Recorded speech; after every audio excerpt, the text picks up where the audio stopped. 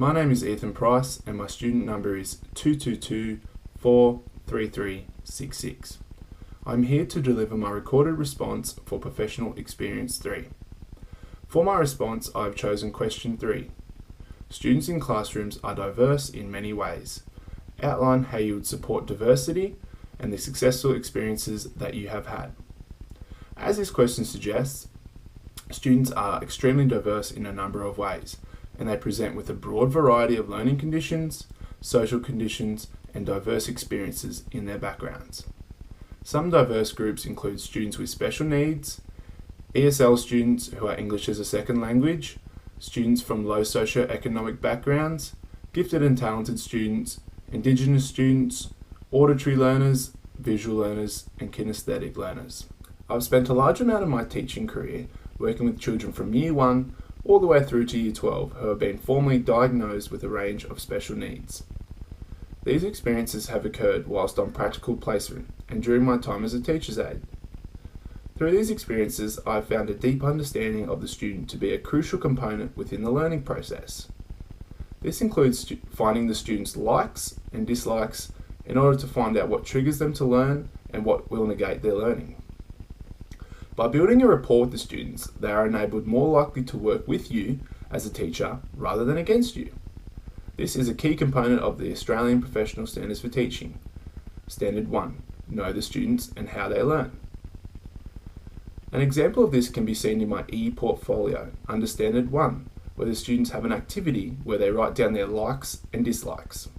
The last component I have found to work extremely well with all students, after developing an understanding and then furthermore differentiating the environment and the learning activities, is to take a proactive approach to education rather than a reactive approach.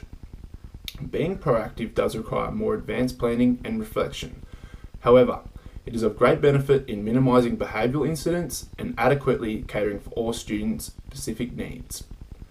Therefore, meeting Standard 2 and 3 of the Australian Professional Standards for Teaching. An example of this can be seen in my e-portfolio under both Standards 2 and 3, where it is evident that advanced content knowledge and planning have taken place. An example of an individual student and how I've catered for their diversity is Student R. Student R is a Year 1 student who has been diagnosed as a high-functioning ASD student. Student R is sensitive to sharp changes to routine and also quite sensitive to making errors and being rewarded with praise. Student R has an extremely deep knowledge of topics that he is interested in, such as Lego, with the ability to create incredible structures using the plastic blocks. Student R will briefly talk to other students, however he obsesses over technology. He has a profound interest in non-fiction rather than fiction. The list of attributes and knowledge I've just mentioned demonstrate a deep understanding of the student. This matches Standard 1 of the Australian Professional Standards for Teachers. This deep understanding has been developed by reading through the student's IEP, Individual Education Program, and his ICP, Individual Curriculum Plan. However, most importantly, it has been developed through anecdotal notes, such as recording what the student draws, or at what point he gives up after making an error. This, along with daily communication with parents as to what triggers are occurring at home that also may lead into school. The differentiation of task and the working environment have been crucial in the case of Student R. For Student R, a visual timetable was developed for each day, with one being placed at home and another at school.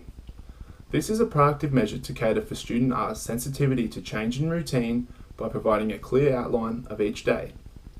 If there were to be changes to the routine, they would be made as soon as possible and a countdown would be produced with a visually adjusted clock that makes it a little bit easier for Student R to recognise what time it is. Students present with a wide variety of needs, however, I've found an approach that works extremely well for me. First, I develop a deep understanding of each individual child. Then, I adapt the learning environment to cater for their individual needs. And finally, I take a proactive approach rather than a reactive approach to their education. The main component that makes this successful is being consistent and not taking on the task by yourself. I seek help from mentors and collaborate with my peers. Due to the high expectations set on student R, and also with the other students within the classroom, they can see that expectations are set across the board. This will promote an inclusive classroom. Thank you.